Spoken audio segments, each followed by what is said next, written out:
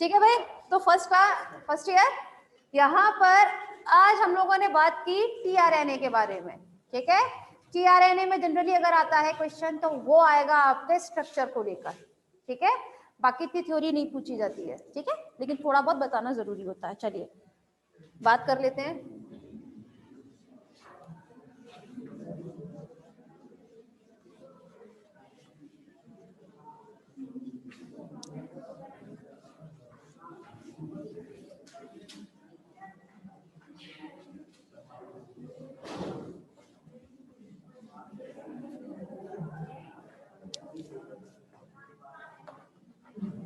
अब हम लोग बात करेंगे आपके नेक्स्ट आरएनए के बारे में, दैट इज एमआरएनए। ठीक है, एमआरएनए के बारे में हम लोग बात करते हैं। एमआरएनए मतलब मैसेंजर आरएनए। ठीक है, मैसेंजर को हिंदी में हम लोग बोलते हैं संदेशवाहक आरएनए। ठीक है, कोई परेशानी नहीं। जब हम लोग क्लास बात करें आपकी एमआरएनए के बारे में, तो एमआरएनए के बारे में सबसे पहले साइंटिस्ट थे जिनका नाम था जेकब व मोनार्ड।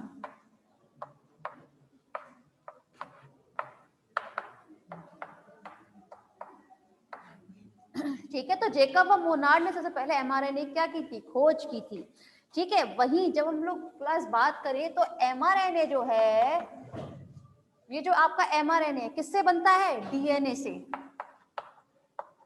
ये तो आप जानते हैं ना, प्रोटीन संश्लेषण तो पढ़ा होगा 12th में, है ना। तो क्या बोलते हैं, डीएनए से क्या बनता है आपका एमआरएनए, और ये डीएनए से एमआरएनए के बनने की प्रक्रिया होती है तो क्या कहते हैं, ट्रांसक्रिप्शन, मतलब अनुलेखन। अनुलेखन कहलाती है ना। फिर एमआरएनए से क्या बनता है आपका है? प्रोटीन। ठीक है, और एमआरएनए से प्रोटीन के बनने की जो प्रक्रिया होती है वो क्या कहलाती है, अनुवाद। इतना तो जानते हैं, है ना, कोई वैसी बात नहीं है। जब हम लोग बात करें आपकी एमआरएनए की, तो एमआरएनए जो है ये बहुत अल्पकालिक होता है। कैसा होता है, बहुत अल्पकालिक होता है, मतलब बहुत शॉर्ट लिव्ड है, बहुत कम टाइप के लिए रहता है। इस पर क्या उपस्थित होते हैं, कोडॉन, मतलब कूट पाए जाते हैं। ठीक है, इस पर क्या उपस्थित होते हैं, कूट उपस्थित होते हैं। और कूट में क्या मौजूद होती है, अनुवांशिक सूचनाएं, है ना। ये अनुवांशिक सूचनाएं कहां से आती हैं, डीएनए से। ठीक है, अब देखना, डीएनए में था, ठीक है, डीएनए में से क्या बना आपका एमआरएनए बना, अनुलेखन। तो डीएनए में जो अनुवांशिक सूचना थी अब वो किसमें आ चुकी है, एमआरएनए में। ये एमआरएनए में अब जो क्या है आपका अनुवांशिक सूचनाएं, ये अनुवांशिक सूचनाएं कहाँ लेके जाएगा, जहां पर प्रोटीन संश्लेषण की प्रक्रिया हो रही होगी, है ना, वहां तक लेके जाएगा। तो कह सकते हैं कि एक तरीके से डाकिये का काम करता है ना, एक की चिट्ठी दूसरे तक पहुंचाने का काम, पोस्टमैन है ये। ठीक है, तो इसीलिए इसको हम क्या बोलते हैं, मैसेंजर आरएनए। क्यों, क्योंकि ये एक का मैसेज दूसरे तक पहुंचा रहा है, इसका और कोई रोल नहीं है। ये मैसेज अपना खुद नहीं बना रहा है, इसने सिर्फ और सिर्फ इस डीएनए का मैसेज इस प्रोटीन संश्लेषण जहां पर होता है वहां तक पहुंचाया है। कोई परेशानी नहीं। जब हम लोग क्लास बात करते हैं आपकी, तो ये अनुवांशिक सूचनाएं जो हैं वो किस फॉर्म में, किस रूप में उपस्थित होती हैं, तो ये अनुवांशिक सूचनाएं हमेशा कूट के रूप में, कूट मतलब कोडॉन, ठीक है ना, अभी सिखाए थे ना उस वक्त, तो अनुवांशिक कूट के रूप में मौजूद होती हैं।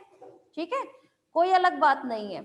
जब हम लोग क्लास बात करें आपके एमआरएनए की, ठीक है, तो एमआरएनए जो है जनरली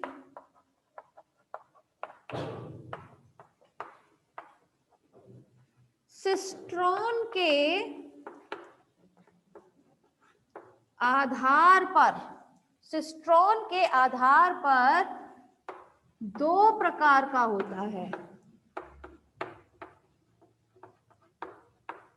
कितने प्रकार का होता है, दो प्रकार का होता है। ठीक है, अब क्वेश्चन यहाँ पे आता है सिस्ट्रॉन क्या होता है, ठीक है। सिस्ट्रॉन समझिएगा। सिस्ट्रॉन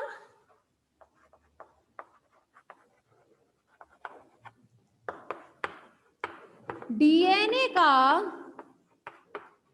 वह भाग, सॉरी बोले जरा नहीं मैंने सुना है इसलिए पूछ रही हूँ, क्या बोल रहे थे, बोलो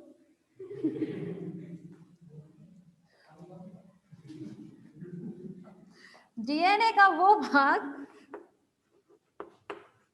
जो एमआरएनए बनाने के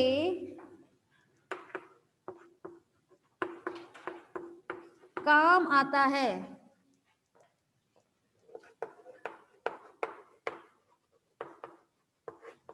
सिस्ट्रॉन कहलाता है, ठीक है। पहले लिख लो इसको, उसके बाद फिर कर बताएंगे। तो डीएनए का वो भाग जो किसका काम आता है, एमआरएनए बनाने के काम आता है, उसको हम क्या कहते हैं, सिस्ट्रॉन कहते हैं, ठीक है। होप सो लिख लिया होगा, तो मैं जैसे को डिफाइन कर देती हूँ जरा। देखिए आप लोग सब जानते हैं कि डीएनए जो होता है वो आपका डबल स्ट्रैंडेड होता है, ठीक है। ये वॉटसन क्रिक मॉडल होता है, बताया था, तो जानते हैं, 12th क्लास तक। क्या इस पूरे डीएनए से बनता है आपका एमआरएनए, तो नहीं। डीएनए का वो खंड, ठीक है, जो किससे मदद करता है आपकी एमआरएनए बनाने में, उसे हम सिस्ट्रॉन बोलते हैं। जैसे फॉर एग्जांपल डीएनए का सिर्फ ये एक ही स्ट्रैंड है, ठीक है, जिससे क्या बनेगा, एमआरएनए बनेगा। सपोज करो इस वाले स्ट्रैंड का ये वाला भाग है, जिससे क्या बनेगा आपका एमआरएनए, ठीक है। तो ये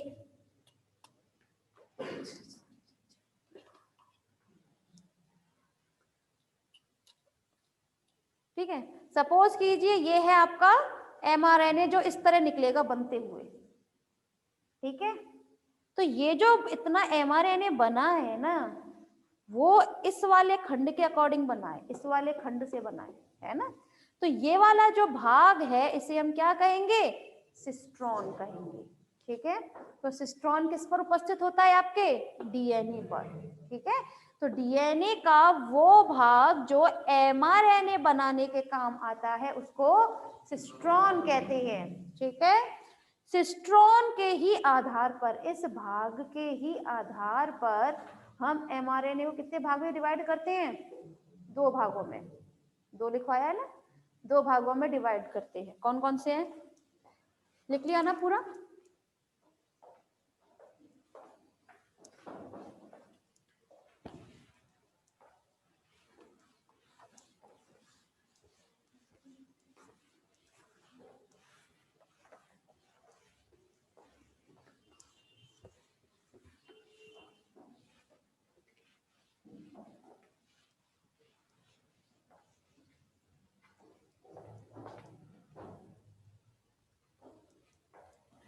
एमआरएनए को हमने 2 भागों में डिवाइड किया है।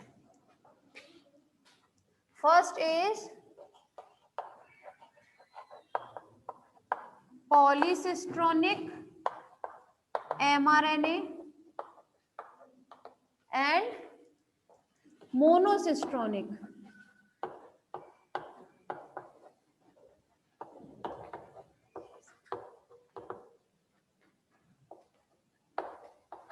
ठीक है, समझना।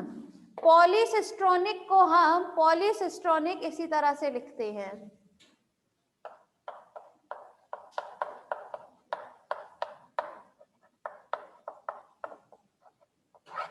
ठीक है। पॉलीसिस्ट्रोनिक ऐसे, मोनोसिस्ट्रोनिक को भी आप इसी तरह हिंदी में लिख लीजिएगा, ठीक है। लिख देती हूँ, चलो।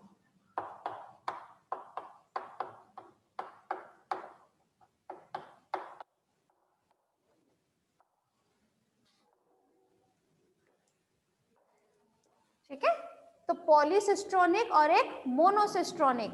अब क्वेश्चन यहाँ पर ये आता है पॉलीसिस्ट्रोनिक और मोनोसिस्ट्रोनिक होता क्या है। नाम में ही छुपा हुआ है क्लास, देखिए पॉली सिस्ट्रॉनिक, ठीक, मोनोसिस्ट्रॉनिक, ठीक। पॉली मतलब होता है एक से ज्यादा, और मोनो मतलब सिर्फ एक, ठीक। इसकी एक खास बात, पॉलीसिस्ट्रोनिक mRNA जो होता है ये मौजूद होता है आपकी प्रोकैरियोट में,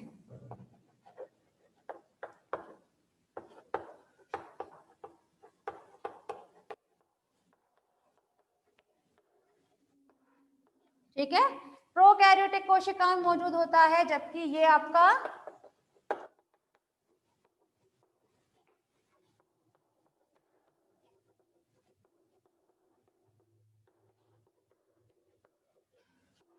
यूकैरियोटिक कोशिकाओं में मौजूद होता है, ठीक है। दूसरी बात, पॉलीसिस्ट्रोनिक का मतलब क्या है? जब आपका ऐसा सिस्ट्रोन जो आपके एक से ज्यादा प्रोटीन श्रृंखला बनाने के काम आए, ठीक है, एक से ज्यादा प्रोटीन श्रृंखला बनाने के काम आए, तो उसे हम क्या कहते हैं? आपका पॉलीसिस्ट्रोनिक आपका mRNA, ठीक है। एक है आपका मोनोसिस्ट्रोनिक mRNA। मोनोसिस्ट्रोनिक मतलब ऐसा सिस्ट्रोन जो आपके सिर्फ और सिर्फ एक ही प्रोटीन श्रृंखला बनाने के काम आए, उसको हम क्या कहते हैं? मोनोसिस्ट्रोनिक mRNA। कोई परेशानी? समझ में आया? इन दोनों में अंतर समझ में आया? और इन दोनों का जो अंतर है हमने किसके आधार पर किया हुआ है? सिस्ट्रोन के आधार पर, ठीक है। आप चाहे तो यहां लिख लीजिएगा सिस्ट्रोन के आधार पर,